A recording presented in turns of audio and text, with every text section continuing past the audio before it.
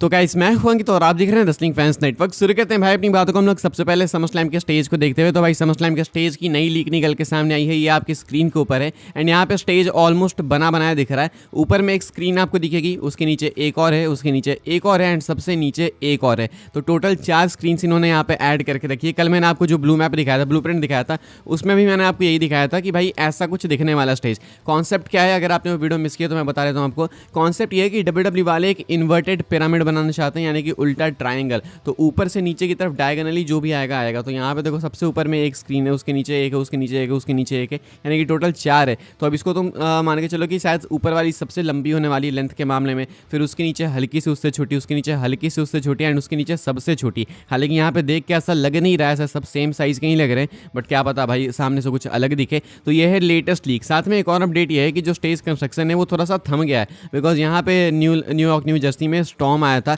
तो स्टॉर्म के कारण में ना स्टेज को बनाने में थोड़ी दिक्कतें आई। तो WWE वालों ने काम रोका, लेकिन उसमें कोई ज़्यादा दिक्कत की बात नहीं है। थोड़ा ओवर टाइम कर रहे हैं वर्कर्स, 10 से 12 घंटे काम कर रहे हैं, तो स्टेज पे काम चालू है। तो कल मैंने आपको जो ब्लूप्रिंट दिखाया था वो काफ़ी हद तक एक्यूरेट था। बस अंतर ये था कि उसमें जो स्क्रीन्स थी वो विड्थ में मतलब बहुत ज़्यादा थी, मतलब हाइट में बहुत ज़्यादा थी, विड्थ में नहीं, वो हाइट में बहुत ज़्यादा थी। लेकिन यहाँ पे ये हाइट में उतनी ज़्यादा नहीं लग रही है, लेंथ में लंबी हो सकती है। अभी आप आगे भी एक्सटेंशन ऐड किया जा सकता है। तो ये समरस्लैम की नई लीक। उधर आप देखोगे तो कैनोपी भी एडेड है एंड जो रिंग के ऊपर स्क्रीन्स होती है उसमें कोई ज़्यादा क्रिएटिविटी नहीं होने वाली है। ऐसा कोई सर्कुलर में भी नहीं है या फिर और कुछ नहीं है, बस सिंपल स्क्रीन है, चारों कोने में होने वाली है, आगे पीछे राइट लेफ्ट हर तरफ से आपको देखने को मिलेगी। तो ये कुछ है भाई समरस्लैम के स्टेज को लेके लेटेस्ट अपडेट जो कि निकल के सामने आई है। समरस्लैम के टिकट सेल्स की बात करते हैं तो भाई कल मैंने आपको बताया कि बहुत सारे टिकट्स WWE ने नए ऐड भी किए एंड बहुत सारे टिकट्स बिक भी गए। अभी उसके ऊपर भी इन्होंने टिकट्स ऐड किया एंड उसके ऊपर भी टिकट्स बिक गए। मैं आपको बताता हूँ सबसे पहले समरस्लैम सैटरडे की अपडेट यानी नाइट 1 की। तो अभी इन्होंने भाई टोटल 50,088 टिकट्स ऑन सेल लगा के रखे,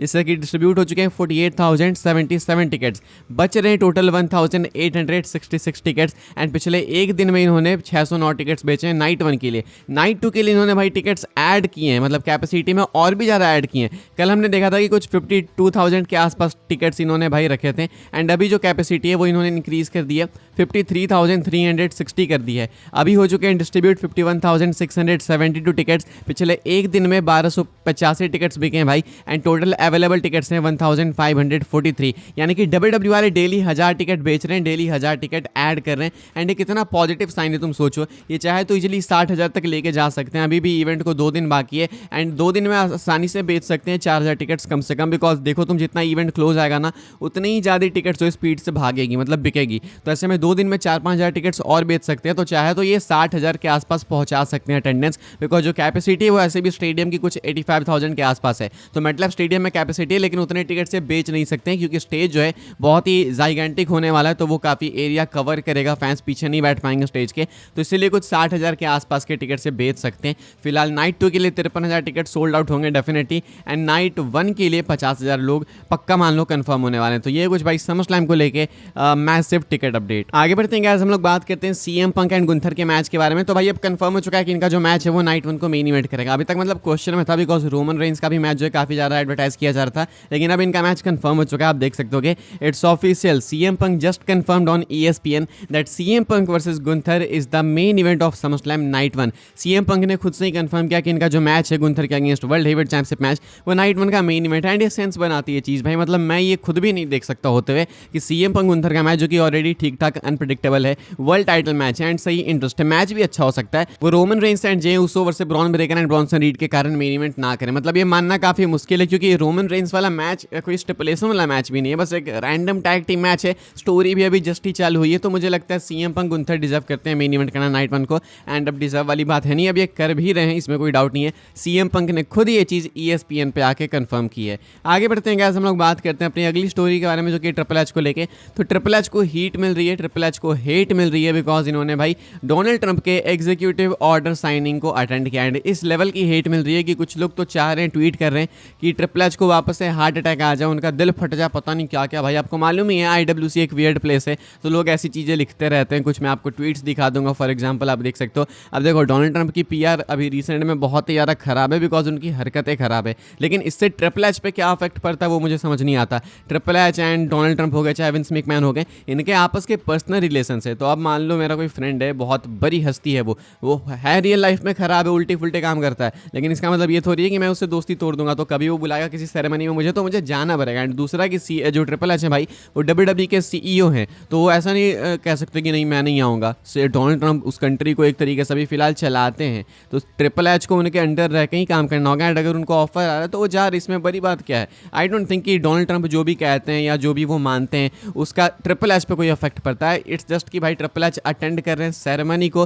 बिकॉज उनके एक फ्रेंड ने, फैमिली फ्रेंड ने उनको इन्वाइट किया है। उनके ओपिनियंस क्या है ट्रंप के, वो क्या सोचते हैं, क्या काम करते हैं, क्या कांड करते हैं, उससे ट्रिपल एच पर थोड़ी कोई इफेक्ट पड़ता है। ट्रिपल एच थोड़ी वो सारी चीज़ें करते हैं। तो जस्ट बिकॉज कोई साइड में खड़ा हो गया ट्रंप के, इसका मतलब ये नहीं कि वो ट्रंप ही बन गया। लेकिन लोग पता नहीं ये चीज़ कब समझेंगे। IWC में भाई कुछ लोग अजीब से हैं भाई, चाहते हैं कि ट्रिपल एच को हार्ट अटैक आ जाए बिकॉज वो डोनाल्ड ट्रंप के साथ में खड़े हैं। मतलब बताओ, हमें भी मालूम है कि ट्रंप ने अभी कांड किए रिसेंट में, इंडिया के अगेंस्ट में काफ़ी किए, लेकिन इसका मतलब ये थोड़ी कि ट्रिपल एच को हार्ट अटैक आ जाए। अजीब सी बात है भाई। आगे बढ़ते हैं, बात करते हैं अगली अपडेट के बारे में जो कि एग रोल को लेके। तो भाई अभी SummerSlam में हमें मैच देखने को मिलने वाला है, Randy Orton and egg roll versus Logan Paul and Drew McIntyre. तो अब इसके बाद, इस मैच के बाद क्या होगा, एग रोल के लिए क्या आगे भी प्लान्स हैं? So the answer is yes, WWE वाले आगे भी प्लान कर रहे हैं। आप देख सकते हो ये वाला स्क्रीनशॉट, ये रिपोर्ट निकल के सामने आई है कल रसल वुड्स रेडियो की तरफ से। यहाँ पे कहा जा रहा है there speculation that SummerSlam this weekend won't be egg rolls final appearance match for the company. कहा जा रहा है रसल वुड्स रेडियो में कि ये स्पेकुलेशन है कि SummerSlam में जो होने वाला है, इसमें जो एग रोल का टैग टीम मैच है ये आखिरी मैच नहीं होने वाला इनका WWE के लिए।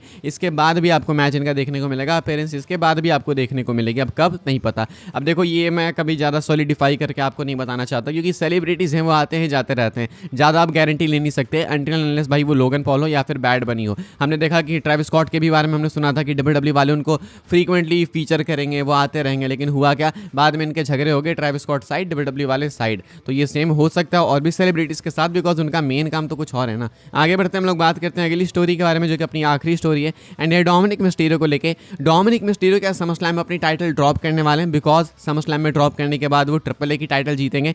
रसल वुड्स की अपडेट मैं आपको पहले बताता हूँ, आप देख सकते हो WWE is heavily considering making Dominik Mysterio the face of triple A. And इस रिपोर्ट का आगे कंटिन्यू करके कहना था कि ट्रिपल ए की मेगा चैंपियनशिप जो अभी डोमिनिक ने रिसेंटली पकड़ी थी वहाँ पे ट्रिपल ए में जाके, जब लोग बोल रहे थे कि डबल चैंपियन बन गया डोमिनिक, तो वो जो चैंपियनशिप पकड़ी थी ट्रिपल ए ने, सॉरी जो डोमिनिक ने ट्रिपल ए की, WWE वाले वही वाली ट्रिपल ए की चैंपियनशिप डोमिनिक को देना चाहते हैं, एक्चुअली में देना चाहते हैं। यानी कि हो सकता है कि डोमिनिक उस टाइटल को जीतने के लिए ये इंटरकॉन्टिनेंटल टाइटल ड्रॉप करे। हालांकि कोई नेसेसिटी नहीं है कि डोमिनिक डबल चैंपियन नहीं बन सकते, लेकिन क्योंकि सामने एज स्टाइल्स है जिनको ऑलरेडी चैंपियनशिप की नीड है, तो हो सकता है कि एज स्टाइल्स SummerSlam में टाइटल जीतें एंड यहाँ से डोमिनिक मूव ऑन करके ट्रिपल ए की तरफ अपनी नजरें लगाएं एंड वहाँ पे जाके वो ट्रिपल ए की मेगा चैंपियनशिप जीते, जो कि फिलहाल रिपोर्ट्स के अनुसार काफ़ी ज़्यादा लाइकली है। तो ये है कुछ डोमिनिक को लेकर अपडेट, काफ़ी कंफर्म करती है कि एज स्टाइल्स SummerSlam में आपको चैंपियन बनते हुए देखने को मिलेंगे एंड एक मेजर टाइटल चेंज आपको SummerSlam में देखने को मिल सकता है। फिलहाल इस वाली वीडियो के लिए भाई ये सारी अपडेट्स थी। आई होप सबको इन्फॉर्मेशन मिली हो तो वीडियो को लाइक कीजिएगा, शेयर कीजिएगा, सब्सक्राइब कीजिएगा चैनल को, ताकि आने वाले टाइम के अंदर